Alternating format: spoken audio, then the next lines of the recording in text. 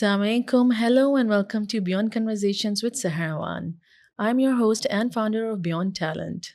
In this space, we share stories, raw filter moments of our leaders beyond their title, beyond their designation. Today, I'm really pleased and honored to have Chef Lulwa Soweileh with us in the studio. Chef Lulwa has trained under Wolfgang Puck in 2015, and she have been to different countries through her culinary experience, such as Hong Kong, Spain, United States, Ireland, Dubai, and Bahrain. Chef Lulwa has gained her international experience, including in Michelin-starred restaurants in Ireland. Beyond the kitchen, Chef Lulwa is founder of Lulu Deli, an artisanal preserve brand specializing in handcraft syrups, jams, and pantry products. Through her work, Chef Lulwa continues to celebrate Bahraini flavor while inspiring a new generation of culinary entrepreneurs. It's a pleasure to have you. Assalamualaikum. شلونكم شحباركم Lulwa, how are you today? Good, alaikum assalam. Thank you so much for having me here today. An absolute pleasure. Lulwa, we all would like to know who is Lulwa beyond her titles, beyond her journey. Lilwa, today I'm on my phase of growth where I'm also becoming a mom and as well as trying to become independent, like as in having my own business. No partners, just myself. So this is me today, trying to balance family and ambition at the same time. So Lulwa is evolving. Yes, again, I guess we're always evolving. That's so true. That's part of Yeah. growth, right?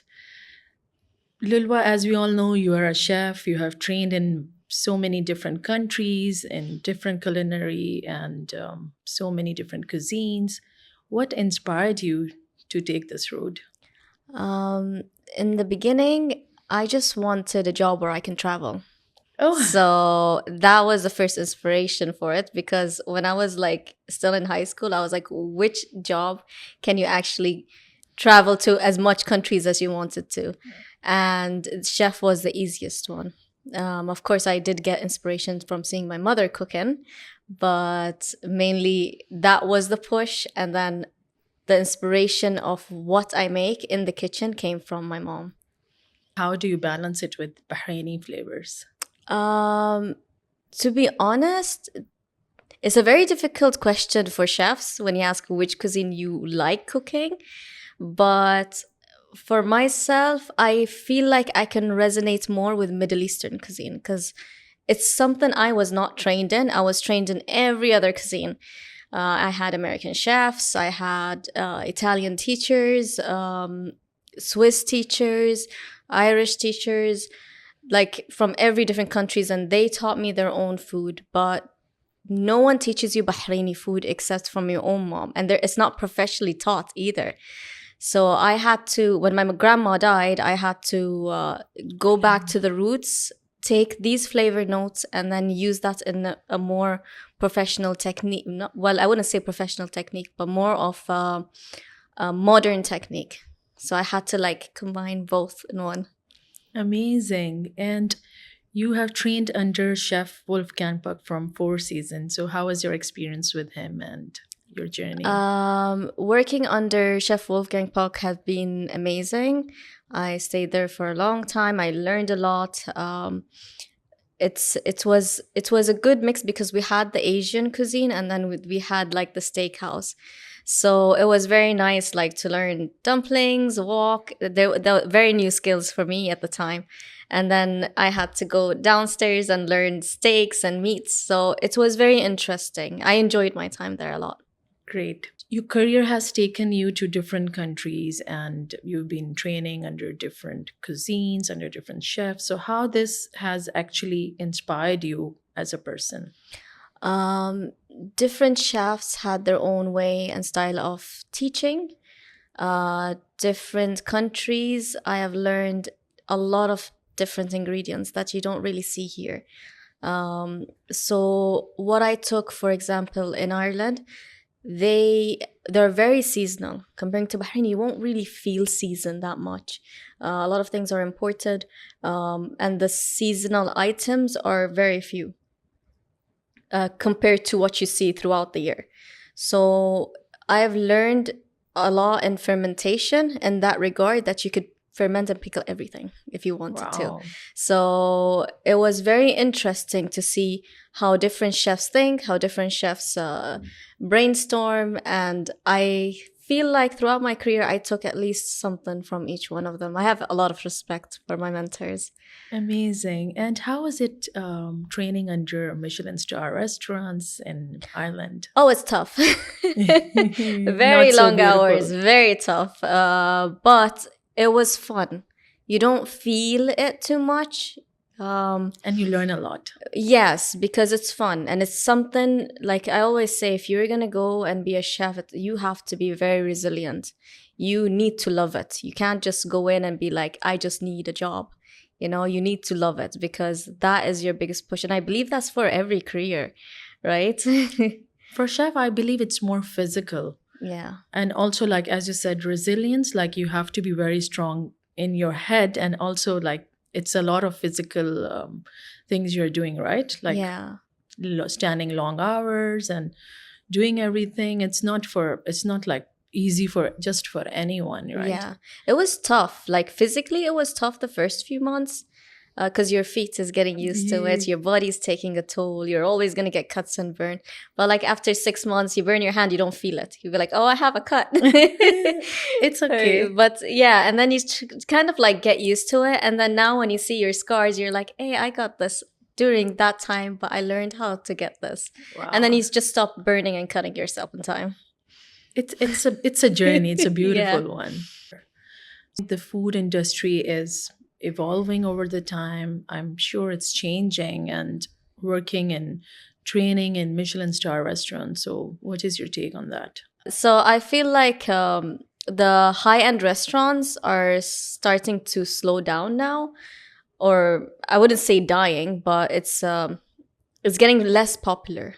You know, people want to go out to eat in place that they can feel like home, like a community. Like even if you ask me now or you give me a job offer in like a fine dining restaurant, I'll be like, I'm not interested in that anymore. You know, 10 years ago, I'd be Why do you excited. think like that? Is it like too much work, pressure? or- No, it's not that. It's more of I want to cook something that I feel will resonate more with people. I don't want to see you once a year in a special occasion. I'd rather see you every other weekend with your friends, celebrating your birthday, celebrating maybe a breakfast with with your friends, or maybe just like you're having a work lunch. That means you like us so much that you'll come back, and I can give you what you want. And it's nice to have Totally this agree. community. But that's my personal take on it. Maybe like someone else would tell you, no, I rather stick to fine dining. And there's a lot of that, especially when you're still young, and still early in the career. You want the best. You rather go for the top in this industry. So That makes sense. Yeah. yeah. So how do you balance these techniques with Bahraini culture, Bahraini taste? Because you've been trained internationally, and so how do you think you can balance it with the local food? Keep the flavors. I personally, I don't like to like change a lot in the flavors. That's why when I cook something for someone, they'll be like, I felt that, or I tasted that when I was younger. So I want Yeah. to always keep the same flavor notes that will resonate with you, but my techniques could be different. Could be something I learned from something else. Like, for example, my syrups. I kept certain flavors to remind people about back when I did the toot syrup. Yeah, especially the toot syrup. It reminded people of a taste they had when they were young, but to make it into a syrup, I had to like, especially a syrup that can last for a very long time, I had to like It's adjust like a little nostalgic. bit. Yeah. Also, I would inspired you to launch Lulu Deli, and was there any gap? It was completely selfish. It was a pregnancy cravency. That's amazing. I was craving toot at the time, and I wanted it because 2 seasons is like very short, like about a month and a half. Yeah. So I wanted it to last for myself for a longer period of time. And the more I started to like do it, I craved it with ice cream. So Wow. then I approached Scoop and I was like, would you use this? And then it started to get popular. So by the time like after the 2 jars were over, I only made 100 jars and they got sold out within a few days. Wow. So I was like, okay, maybe I should just do it and try and see where that takes me. And so far now, even the strawberry jam syrup has been another craving of mine. So amazing. So it's all berries? Things are all berries. So far has been berries. Tell me more about Lulu Deli. Like your products are all jams, sweet based, or what is it about? So I was always into preserving, not just making syrups, but also making jams. It started when I was in WP. Like I wanted to make my own mahyawa. I Wow. wanted to make everything like homemade, you know? Yeah. And like preservatives in general. So Lulu's Deli kind of came from that itself. And like I could have just made a jam, a strawberry jam syrup, for example, but I really wanted it to be versatile. So I wanted chefs to be able to use it as well. So you could use it, let's say, in a beverage or in a dessert or as a salad dressing. Amazing. So I wanted that versatile touch to it. That's so nice. I would like to order it soon. Yeah. I would like to know that you have co-founded Wajba. What was your initiative behind Wajba? And I'm sure you believe in sustainability and how important it is to you. So when I was consulting, I realized that a lot of good food was going to waste as well. And I started to pilot test it during my work, where you keep really good food at the end of the day and see how it goes here in Bahrain. And it was selling out a lot at the time. So that's when I realized, okay, maybe more restaurants could use this and maybe it could help them cover their food costs, for example. But coming back to culinary scene in Bahrain and this industry, as a woman, what were the challenges you faced over the time? It's very men oriented.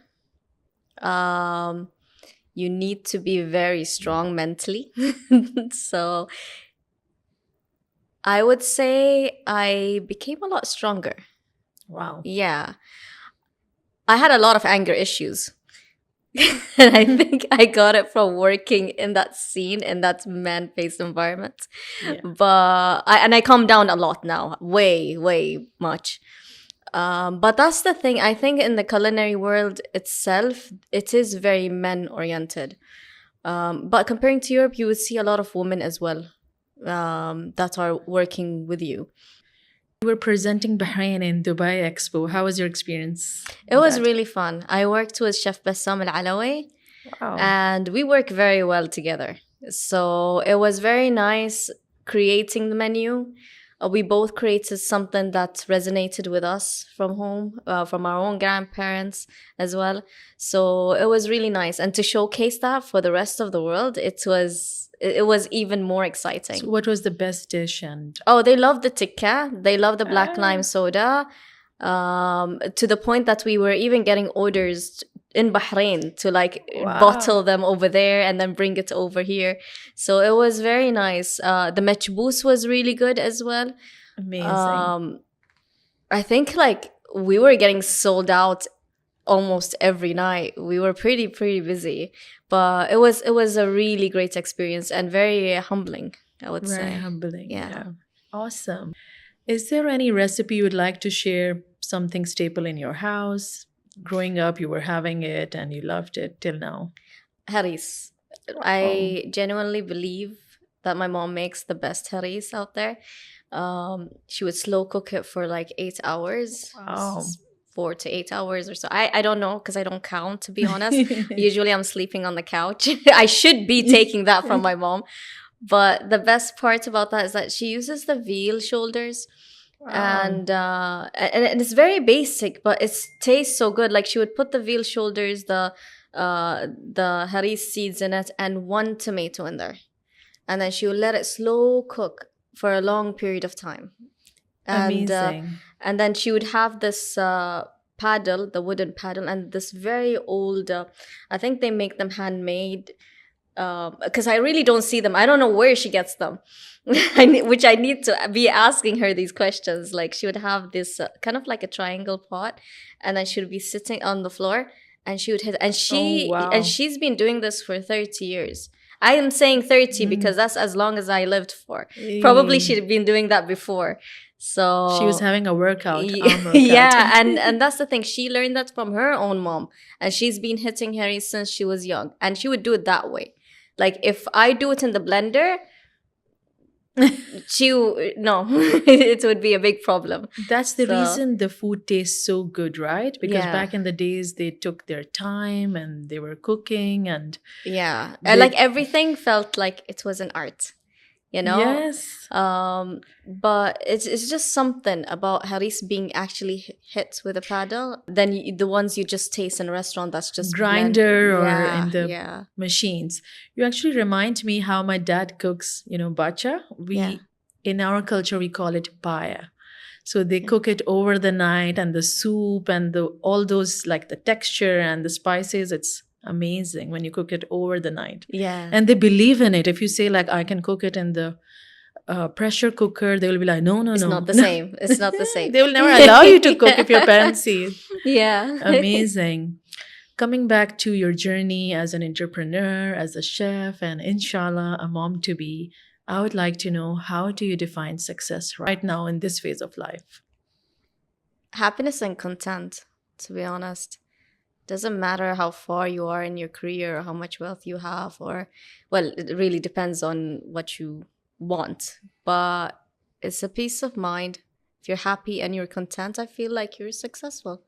You know, if you're able to touch people at least, um, or give them some knowledge or experience that or a recipe, let's say, that they're able to use continuously, like it's I feel like, okay, I succeeded. You know. You're So touching people's heart, being yeah, kind. I think yeah, that's what a truly successful yeah, person will look because in the like. end Yeah. of the day, like, we're living beings. We're all gonna pass away one day. What is there? You're not gonna be buried with your wealth. You're not gonna be buried with your house. But at least if people remember you in a positive light, that's all that matters. I think that you succeeded in something. Amazing. Lulwa, what advice you would like to give to entrepreneurs, aspiring chefs who wants to be like you, who wants to start their career in food industry? um, be consistent. Um, First, have the passion for it. I know we all start with like, oh, I have a big passion for it, and then we try it out and be like, I absolutely hate it, and that's fine. Sometimes our passion can change 2 years down the line, 3 years down the line, or 10 years down the line. It's never too late. So just explore and do the things that you want to do. Try out new things. It's very important. You have to try out new Be things. Yeah, curious. be curious. Be adventurous. Have courage, to try Yeah. out something new, because we sometimes we get too comfortable in our comfort zone, Yeah. and then we start hesitating, like, if I do this, would that be the wrong choice? And then it's always going to be in the back of your mind. Like, I never even thought of, like, I want to start my own business. That wasn't something that was um, something I wanted to do. It was always in the back of my mind, but I didn't have the courage to actually do it. I So do believe everything happens at the right time. Once you yeah, have right set of experience and then you can add to that, and then finally you start working towards your goals, like starting yeah, your business, and so many ideas actually comes to life. yeah. And even if, like you said, you need to have like a certain set of experience for it, and that's okay if you not perfect, not there yet, because you Exactly. learn along the way. And you won't learn until you break out of that comfort zone. Because they say, like, if you're just waiting for stuff to happen and you're waiting to be perfected, over the time, you're just losing time. Yeah, and no one is going to grab your hand and do it for you. You have No to one. get the courage to do it. That's how it is. Yeah. So looking forward to your future, are there any interesting projects you're working on and you would like to share with us?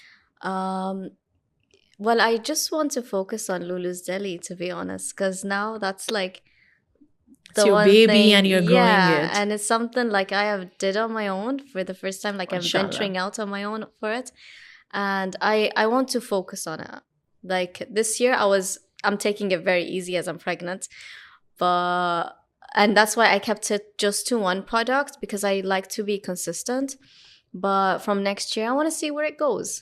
You know, Inshallah. if it works, it's great. If it doesn't, there's always new projects happening. So Absolutely. yeah. And for us to know, where can we find Lulu Deli? Yes, you can find it in multiple restaurants. There is Nina the Greek right now. There's a collaboration that's happening. You can find it at Diana's. There is some restaurants are using them in their products. So you like Albaster and Cannoli, Darcine Cafe, you can find it there.